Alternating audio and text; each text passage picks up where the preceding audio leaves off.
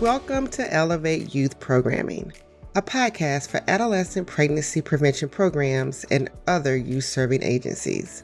In each episode, we will discuss best practices, tips, and strategies to strengthen your programming. Each episode will cover a specific topic discussed with experts from the field. Listen along as our guests join me to discuss these relevant topics. I'm your host, Dr. Kanika Hall. Personal responsibility education program providers are in a unique position to build relationships that foster trust and create a safe space for youth to share their experiences. This may include self-disclosures or signs of human trafficking. PrEP programming presents an opportunity to prevent risky situations proactively by providing information and resources to build youth's life skills, discussing tactics used by traffickers, emphasizing the importance of seeking help when needed, and reporting suspected instances of human trafficking. In this episode, we speak with Dr. Stacey Cutbush and Leanne Desselle to learn tips and strategies to recognize signs of youth who have experienced or are at risk of experiencing human trafficking and ways to support youth. Dr. Cutbush has 20 years of experience conducting research, evaluation, and providing training and technical assistance in the fields of violence and victimization, including human trafficking, sexual assault, intimate partner violence, teen dating violence, school-based violence, and mental health. She currently serves as the project director for the National Institute of Justice-funded evaluation of the California Human Trafficking Victim Assistance Grant Program and the Office of Victims of Crime funded Improving Outcomes for Child and Youth Victims of Human Trafficking Training and Technical Assistance Project. Leanne Desselle is a training and technical assistant provider whose work is informed by her experience as a former practitioner, where she managed and implemented multidisciplinary victim service programs. She has been a featured expert speaker, trainer, and technical assistance consultant for national organizations, including the International Association of Chiefs of Police, the U.S. Bureau of Justice Assistance, the U.S. Office of Victims of Crimes, Freedom Network USA, the National Human Trafficking Training and Technical Assistance Center, and the HEAL Network. So welcome to the Elevate Youth Programming Podcast, Leanne and Stacey. I'm excited to speak with you today. How are you? It's a good day. Thank you. Very glad to get to talk to you today. Perfect. So let's jump right in. If you would, please each tell our listeners and me a little bit about yourself and some of the work that you do. Hey, y'all. My name is Leanne McCallum Desselle. I use she, her pronouns, and I am a research analyst and training and technical assistance provider at RTI International. I have a background doing anti-trafficking collaborative response work on the ground through Office for Victims of Crime grants. So I've been a task force coordinator, I've managed human trafficking multidisciplinary teams, and now at RTI, I take that practice experience on the ground and help other providers do that work themselves, offering my experience along with some of the research I do on human trafficking. My name is Stacey Cutbush Starseed, and I'm a senior research scientist at RTI International. Most of my work involves research, evaluation, and training and technical assistance around human trafficking and more narrowly, child trafficking victimization. Perfect. I was so excited to find you on our internal network at RTI. I think that the expertise and the information that you have to share will be of great value to our listeners. So let's start with a couple of definitions just to make sure that we are using the correct terminology throughout our conversation and for our listeners throughout their work. So can you give us a couple of definitions about minor or child trafficking, if there are any differences between the words trafficking, survival sex, and prostitution of children? I would be happy to share some definitions. We really follow the Trafficking Victims Protection Act of 2000. So that's our federal human trafficking definition For sex trafficking, that's the recruitment, harboring, transportation, provision, obtaining, patronizing, soliciting, or advertising of a person for the purpose of a commercial sex act, in which that sex act is induced by force, fraud, or coercion.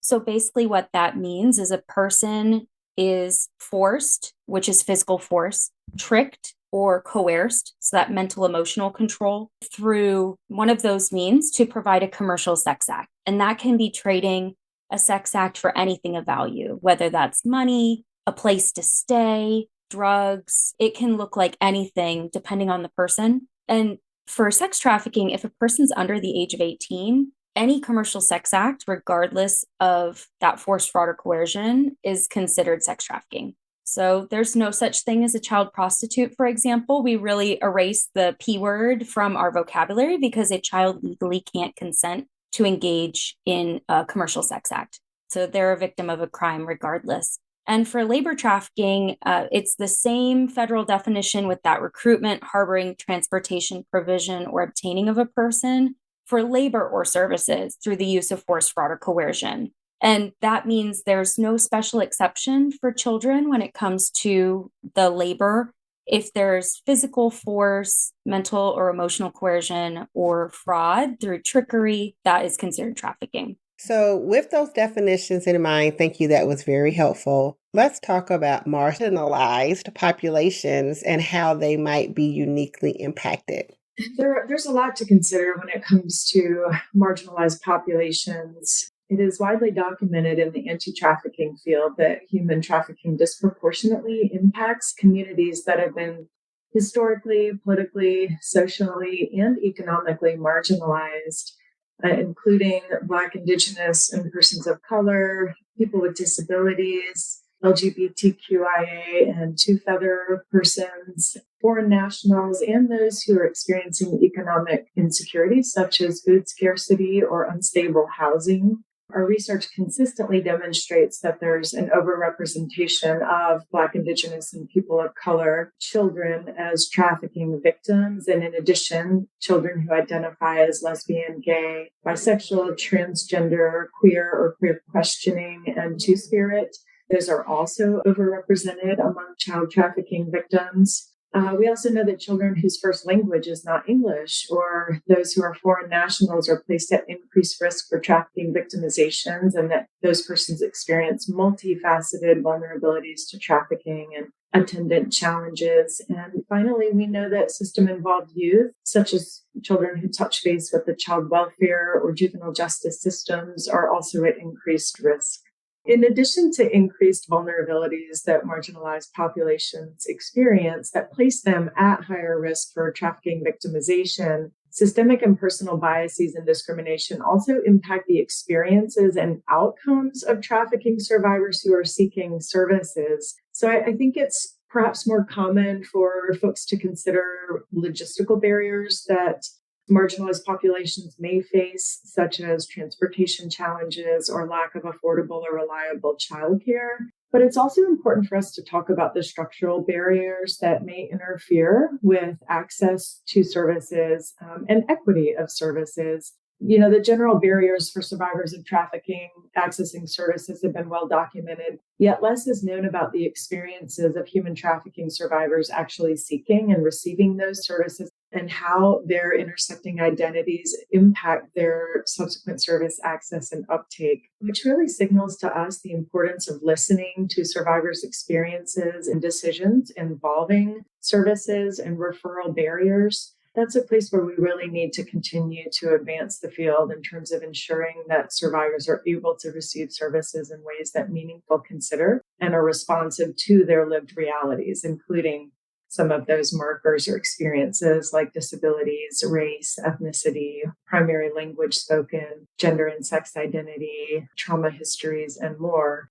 So there's a lot to consider beyond just the increased vulnerabilities that place certain youth at greater risk for trafficking victimization, but also the experiences that they face when trying to seek help for healing and trauma recovery.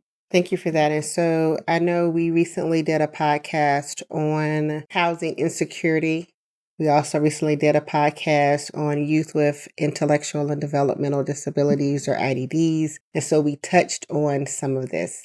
And one thing that we really dove into was how, even though these are documented, they are severely underreported, as you state, in several instances. And so why might it be difficult to identify child trafficking victimization?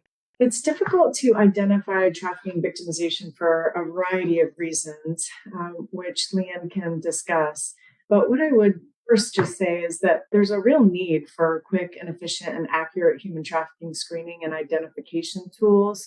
Those have proliferated over the last decade. However, only a subset of those tools are targeted to identifying the trafficking victimization of minors or youth. And only a subset of those tools have been scientifically validated. So if and when you get to the point where you are ready to conduct a formal screening or identification process, which is what we would ultimately recommend as best practice, it is important to find a validated tool to ensure that that tool has been tested to make sure that it's accurately capturing what it is supposed to capture, what it's intended to capture. And it's also important to recognize that appropriate screening tools will vary by age, right? The types of questions that we might ask a 15 or 16-year-old are going to be very different than what we might ask a 5-year-old.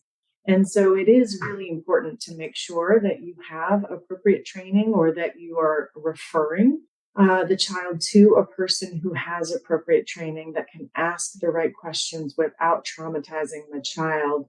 One example could be of a young child who's being trafficked that is 5 years old, for example. They're told they're going on a vacation, and their vacation is going, to a different family member's home. And what's really happening there is trafficking victimization. So if they say to you, well, yeah, I went on vacation last week, that's where I was gone from school all week. It really takes a trained professional to be able to get to the right questions for a specific child at a specific age and a specific circumstance. So we just really want to make a plug to ensure that appropriately trained professionals are asking the questions, the right questions, the right way at the right time for children who you are concerned may be experiencing trafficking victimization or are at risk of trafficking victimization.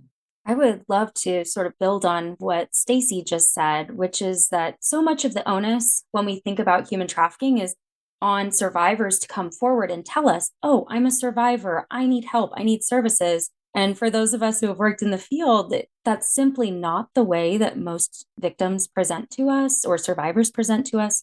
Many don't recognize that they're victims of human trafficking, either because of internalized victim blaming. They blame themselves for what happened, or the way that society or their traffickers have interacted with them have reinforced these ideas. Oh, well, I used substances, so I should have known better, or I'm not a US citizen, so this is what happens when you cross a border. And those are some barriers. And then also trauma, the way that trauma manifests. The human trafficking in their life may not be the most traumatic thing happening to them. And so for some people, it may be easier to engage in that trafficking experience than it is to go home to an abusive family or to something else that's happening. And so the onus really should be on us as providers, as researchers, to find those indicators of trafficking and to do the work of supporting those folks, regardless of whether they self-identify or not for us. Thank you. That's powerful. Both of you have mentioned indicators of trafficking. Can you tell us a little bit more about those indicators, please? Sure, I'd be happy to. As a science-based organization, we encourage the use of science-based risk factors to support the identification of youth who are at a higher risk for experiencing trafficking victimization. Some of those evidence-based indicators include youth who have experienced homelessness, and particularly those who have multiple runaway episodes. Research consistently demonstrates that the longer a child is on the run, that their risk for trafficking victimization increases exponentially. Another indicator is youth who are or have been in out-of-home care, for example, like a congregate care or a group home setting or foster care.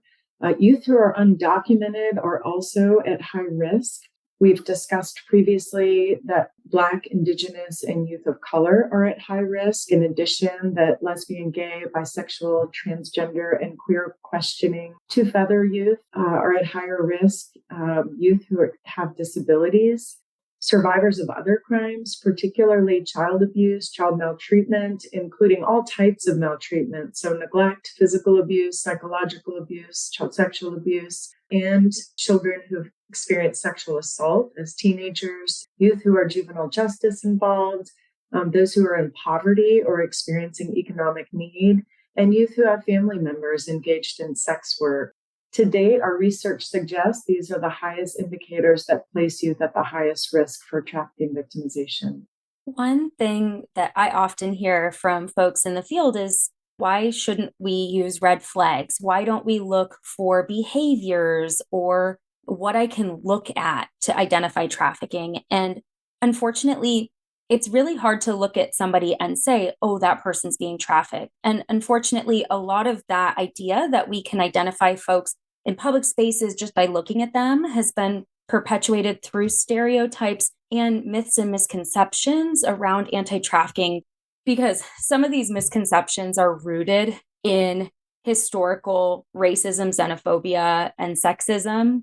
And so now we're in 2024 and we're still seeing the reverberations of the way that those approaches started all the way back then, before we even used the words of anti-human trafficking or human trafficking to respond. And so in the early days, when we were first understanding human trafficking, it was in the early 1900s around the Mann Act, also known as the White Slavery Act. And essentially, it was a response to fears around white women who were being sexually coerced or losing their purity to men of color, particularly, and immigrant men.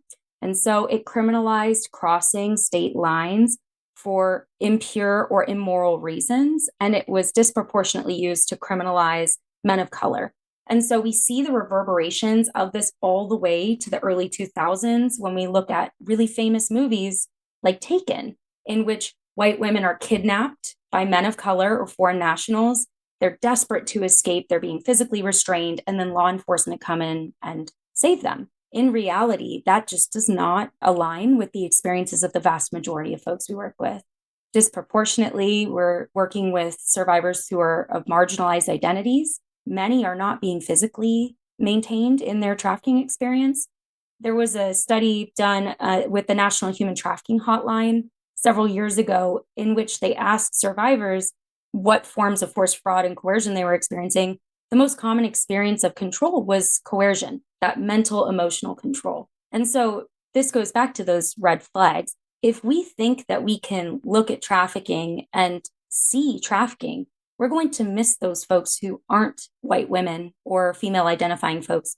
We're going to miss those folks who are not being controlled through physical force, but instead are being controlled through mental, emotional control or fraud or trickery. And so this movement to really be focused on evidence-based indicators and to do screening and assessment is to ensure that we're not employing these stereotyping and potentially harmful norms that we used in the past. That is such great information. But you're right. When we think about someone who is being trafficked, we think about someone who has been taken. And I think that as I've been trying to expand my knowledge on human trafficking, I think one of the things that was most eye-opening to me is what you just said, like a good proportion is the coercion and that people can actually be trafficked in place. And so I think that that is something that we need to dispel some of the myths and get that information out there to make sure that people understand that all of it is extreme. Any type of trafficking, especially when we're dealing with young people, is extreme. But it's not going to always be the taken part like you emphasize. And so I think that gives us a good way to realize that there are young people who we probably see every day and don't recognize some of these indicators who could actually benefit from our services, and us just being a little bit more vigilant. And so I know a lot of the screening tools that you mentioned are for practitioners and hospitals and things, but as teachers, right, we may not necessarily be able to go through a whole screener, but we might be able to recognize some changes in behaviors, whether it be absenteeism, whether it be all of a sudden someone who we know typically does not have extravagant gifts or items, any changes from personality, picking up and knowing the young person that you are interacting with. Are there any other things that our listeners could be mindful of? You're thinking about it the right way. For teachers to be just looking for any changes in a youth's presentation, how they're interacting, how they're showing up. Some potential examples of situations that might raise concerns. If a teacher has a relationship with a student such that these conversations are possible. But if an employer is, refusing to provide a signed contract or forces a contract in a language someone can't understand, or if a youth is charged a fee for the opportunity to have a job, or, as you mentioned, a youth is being showered with, you're seeing more gifts or money, particularly if it's from someone much older than them through a romantic relationship. If, the youth is talking about a job that just seems too good to be true. Those are some situations that will certainly warrant some attention. And of course, if a youth discloses or talks to a teacher or alludes about any abuse or exploitive situations at home, it's really important that educators do just that, and they educate themselves as well, so that they understand what trauma bonding looks like and how to really listen to potential survivor and believe them. No matter what they're telling. And that's something in our work we see a lot, that in some instances, we may not be able to get to the heart of whether that child was actually trafficked or not. But we do become very clear through processes of investigation by appropriately trained professionals that this youth has experienced harm and that the youth needs services and support. And so really, being sure that you are engaging persons with appropriate training to ask the right questions that won't create more trauma for that youth or that child. Certainly, we don't ever want to require that they tell their story, as that can exacerbate any trauma they're already experiencing. And a lot of times it's really just about connecting that young person to services to ensure that they can start their road to recovery. One thing that immediately comes to my mind is just how important teachers are in kids' lives and youth's lives. So many of the folks on the ground who I've worked with in the past said that the disclosures that came to them for children came through teachers, because teachers spend so much time. They really get to know these kids. And in many times, they're a safe adult that is a positive influence. And so teachers really are perfectly positioned for a disclosure because of that relational component. So I just want to, empower any teachers or mentors or folks working with young people in those sorts of relationships to know that the relationship is the tool to support a young person to potentially disclose. And then, just like Stacey said, being a really positive person who takes that disclosure and believes them and encourages them and says, "Thank you for sharing. That's so hard. Can I offer you support?" is the perfect way to respond. And also, teachers are so busy. There's so much on your plates. There's so much training to do. And so just knowing you never have to go it alone. Almost every community across the United States right now has some type of service provider or collaborative response group, like a multidisciplinary team or a task force who's responding to cases of trafficking. So just know you don't have to do it alone. Get connected with those partners in your community now. So when you come across one of those kids, I like to say your spidey senses are tingling. Like, you just know something's going on that kiddo may not be disclosing to you, that you have those partners that you can call and say, "Hey, this is what I've seen. What do you think? What should I do next?" Because they can help you, first of all, follow mandated reporting guidelines. And then second of all, consider how you might connect that child to services to make sure that they're getting the care that they need in a way that's evidence-based, that's not tokenizing or based on racial biases, and that's really built in the current practices for healing and support for young folks who've been exploited. Thank you. I love that. No re-traumatization. And I like how you said, Stacey, not making someone retell their story, right? And believing them when they are disclosing. Like, that can be re-traumatizing, and that is not something that we ever want to do to a young person. So I always fall back to the basic public health tenets of a 3-tiered system of prevention. And so we're going to talk about these 3 tiers in some ways that our listeners can infuse the knowledge that you're going to provide to them to be a better support to young people. So we all know that the first level is primary prevention. So that's education, increasing protective factors, building capacity of programs. So we talked about indicators, not red flags, of how to recognize youth who may need support. What are some ways that our listeners might be able to increase their knowledge of human trafficking, build the capacity of their programs? You also talked a little bit about policies and procedures. What are some tips that you would give them to get started? I would say a great place to start is to get training from a reputable source about human trafficking. So whether that's a federally funded service provider in your community or using the Health and Human Services SOAR to Health and Wellness web-based learning tool, I think they have a module specifically for teachers as well. And that's a training that's created by survivors and experts in the field, was just revamped really recently and is available in English and Spanish. That's an example of a really great place to start, is to really understand what trafficking looks like and also what it doesn't look like. And then get partnering. Go find those partners in your community so you can figure out where you fit into this puzzle of supporting survivors, because many of the survivors we serve have many different needs. So they have multiple types of trauma happening. They may be system engaged. So we need everyone at the table. We need our educators, our social service providers, sometimes our law enforcement and prosecutors, juvenile justice. So absolutely, our teachers and education sector have a seat at that table, and that helps improve outcomes for those young folks when they've got that wraparound holistic care.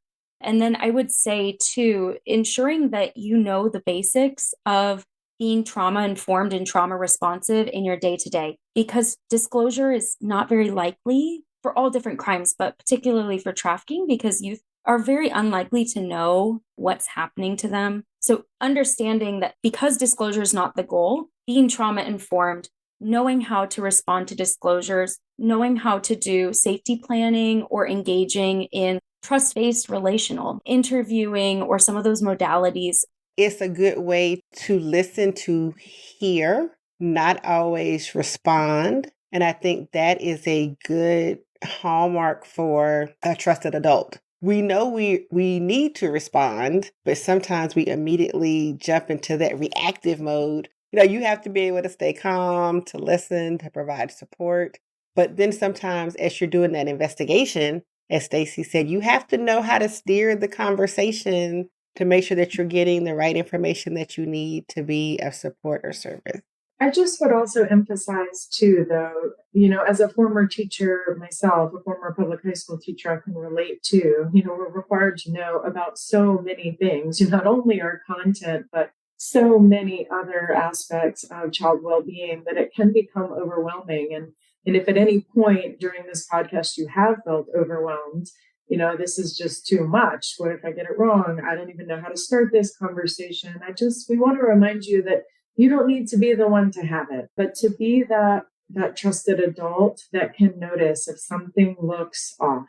And, one of the things I used to do is just put a sticky note on my student's desk and say, can you come touch base with me for a moment right outside? You never want to sort of put that kid on the spot, say, see me outside. But and just say, hey, I noticed that you're looking XYZ. Maybe I noticed that you're really tired a lot lately. I noticed that I haven't seen that smile come out in a long time. I'm worried about you, or I care about you.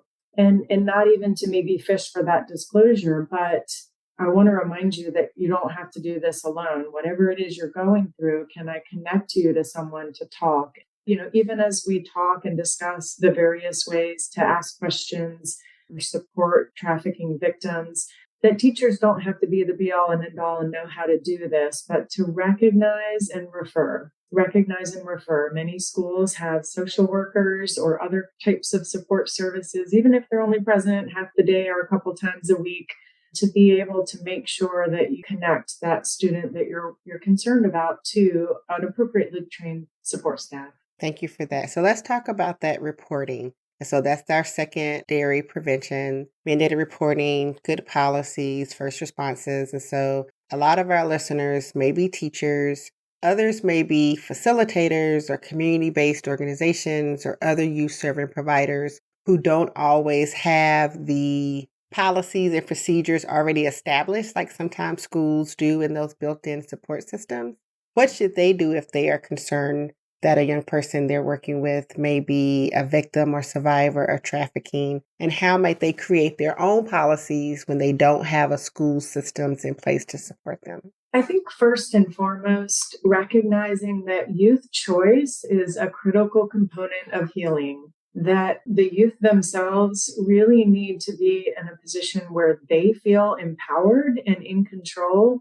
We're talking about youth whose power and control have essentially been stripped to them, their own sense of autonomy over their bodies and their lives. So making sure that that young person is in the driver's seat in terms of who they disclose to, what they disclose, and when is fundamental to continue and to maintain that trust. Because of trauma bonding, it could be the case that that young person is not ready to disclose or has very real fears that should be attended to. It may not be an optimal situation for a full disclosure for any variety of reasons, including everything from potentially receiving more trauma and abuse to, being deported. And so we really have to trust that young person and stand by them and let them know that we have their back, that we're there if and when they want to disclose any level of information, that we will be there to listen, to support them. But really trying to draw it forth or push them is potentially going to backfire in harmful ways. And at the end of the day, our guiding mantra really needs to be do no harm. And so when we're talking about, situations involving mandated reporting, it is important to let that child know, I do need to let you know that I am a mandated reporter. So if you tell me somebody is hurting you or that you think you're hurting yourself, I will be required to tell this information so that they understand that what they can tell you and what they can't if they don't want that information further disclosed. And I know that's sometimes a hard thing for maybe some adults to recognize, that we have the best of intentions, but that sort of turns into this savior complex where you want to go in and save this child or, air quote, rescue this child. And that's not really appropriate in this situation. We really need these children to feel empowered, that we're listening, that we're here. We can talk about situations and behaviors that are okay and that aren't okay to ensure they recognize what abuse looks like, but they ultimately need to be the arbiter of those decisions themselves. There's always opportunity for youth voice and choice. It may not be the two best options, but giving that back to the young person or child is always going to make the situation a bit better. So a good example is if the child does disclose something and you have to report through mandated reporting guidelines for your jurisdiction, you can even say, I'm so thankful you told me this. Because I'm a teacher, I'm going to have to report this. Would you like to make the call with me? Or would you prefer I did it alone? Would you like to write down the things you'd like to share? Or would you prefer to listen? So even just those micro moments of this or that. Do you want to sit in this chair or that chair? All of those are giving that power back to that young person. So even when we're doing something that's causing a bit of discomfort, we're still letting them be in the driver's seat. And so I want to encourage folks that it's so scary balancing engaging child welfare systems, listening to the child. It's okay to do both and to sort of sit in that discomfort in the middle and know that there's always opportunity to engage that young person. That's such a great point. We also need to recognize that a lot of cases of trafficking victimization are in fact perpetrated by a family member or somebody that lives in the home. I think, another popular misconception, going back to a point made earlier, is the stranger danger, right? That it's this, third party that's going to come in and take this child away. And that in fact, we have very, very few research studies that have been published, but among those that have been published, estimates suggest that roughly 20 to 30%, and again, these are local studies, these are not national prevalence estimates, but roughly 20 to 30% of identified verified child trafficking cases are in fact perpetrated by a family member. And so some of those mandated reporting cases, if there's a call made home to say, hey, your child told me today about some really terrible things that have happened to them. And in fact, if you think you're doing that child a favor by reporting it to their parent, it could in fact backfire terribly, right? That child could be put in much greater harm. So once again, that's the reason why we really want to encourage and empower teachers to connect with appropriately trained professionals within your school who can help you navigate those situations rather than just picking up the phone call and calling home and disclosing some information that could put that child at greater risk. So let's talk about the reporting and the supportive services. And so that's our tertiary prevention. And a lot of our grantees or facilitators or other youth serving agencies who are listening are looking for partners, right? And so you said you don't have to do it alone. There may be partners in your community or your local area who can assist you, especially when it comes to staying abreast of trauma-informed approaches or doing that referral. So what tips or strategies would you give to our listeners on building the right team to make sure that if they do recognize some of these indicators and find a young person to support, they already have mechanisms in place to call on and include the right people? This is such a good question. And the place I want to start is actually an anecdote. 2 weeks ago, one of my best friends in the world, who's a teacher in Washington State, gave me a call in a panic that a child in her school might be experiencing trafficking, and she wanted some advice. What do I do? And so I asked her, well, what have you done? She said, well, we followed our protocol for engaging at-risk youth. So we did mandated reporting. We got connected with her court-appointed advocate, and the list went on and on. And the thing that struck me was, wow, you had all the tools in your tool belt already. You did everything right. And so that's the place I want to start. Is sometimes folks get worried, oh, I don't know how to serve trafficking survivors. That's really scary.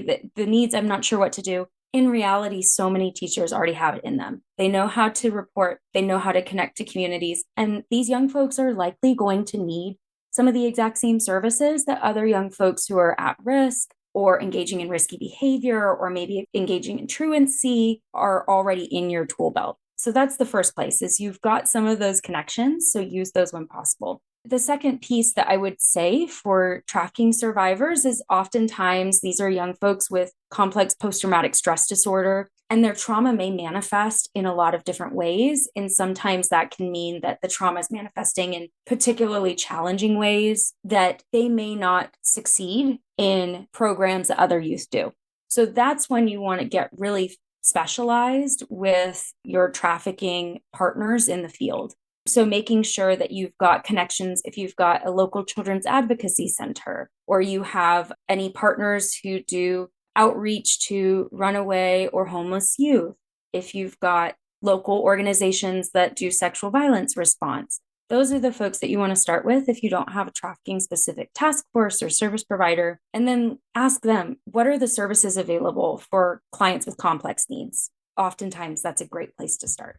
You asked earlier, Kanika, about, you mentioned some of the policies or the protocols that we've referred to.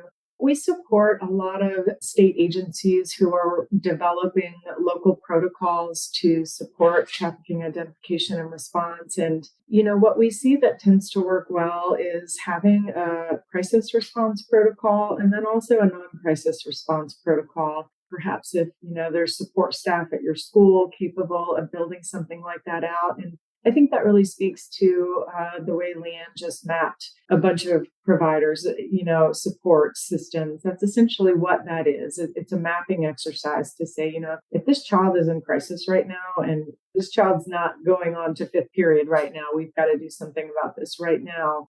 That here are the steps we need to take, map out step one, who's making that phone call and who does it go to? What happens next? And then similarly, a non-crisis response protocol that, this needs to happen, but we're not going to solve the world's problems today and we can make this phone call tomorrow. So I think it's really important to sort of map out the flow chart, if you will, of who's going to take what actions and in what order so that you are prepared if and when you see those indicators or if you have an actual disclosure. I think one of my favorite anecdotal sayings is smarter, not harder.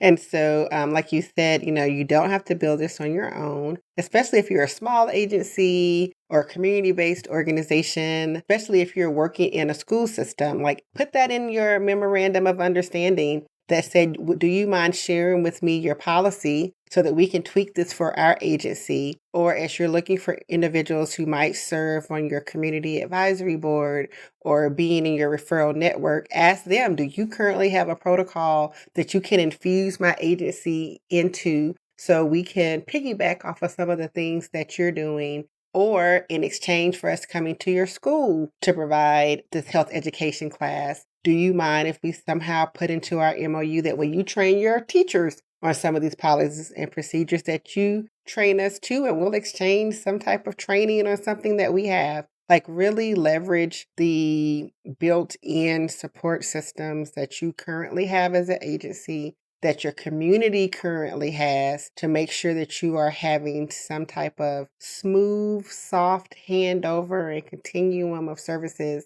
that make sure that everyone who comes in touch with this young person can have a fantastic impact. And so with that, thank you so much for joining us today, Leanne and Stacey. This has been truly valuable information. I've learned a lot and have expanded my knowledge and my viewpoint on human trafficking, victimization, and survivorship.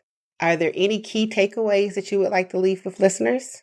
Thank you so much again for having us. I think the main takeaway is that, just as we always try to ensure that children recognize and understand that they are not alone, that you as a teacher are not alone either. I know society places such demands and expectations on teachers to solve all the world's problems.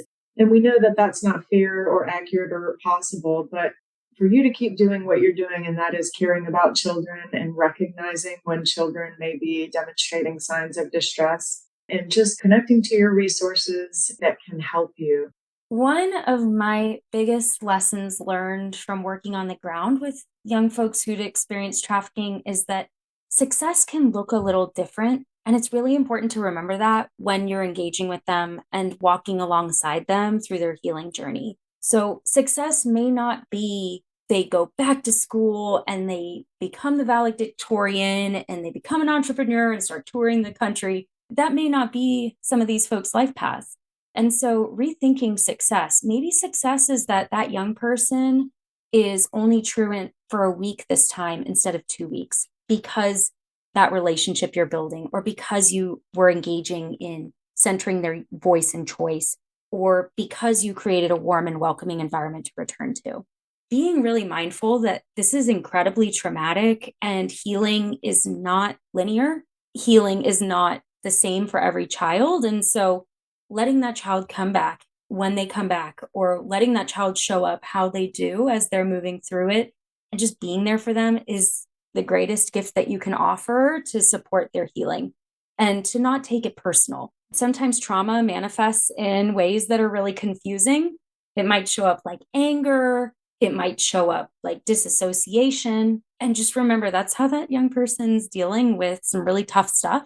So not taking it personal and really walking alongside them with that trauma-informed and supportive lens is the way that you're going to help them move to what success is going to look like for them. Thank you so much. So today we have learned a lot. We have learned that it is our responsibility to make sure that we are staying on top of the indicators that we may see presented among the young people that we support, that we need to be sure that we are able to recognize these indicators and refer by making sure that we have great connections with partners so that we are ever ready. And in doing so, that we elevate youth voice and choice by creating micro moments for young people to reclaim their power in every effort to do no additional harm. Thank you for listening to this episode of Elevate Youth Programming Podcast. If you enjoyed today's conversation, be sure to like and follow Elevate Youth Programming on your podcast platform of choice. For information on today's topic and resources in adolescent pregnancy prevention, visit The Exchange at teenpregnancy.acf.hhs. The Elevate Youth Programming Podcast is funded by the Family and Youth Services Bureau. The content in each episode is not the opinion of FISB, nor its training and technical assistance contractors. I'm Kanika Hall, and this has been another episode of Elevate Youth Programming.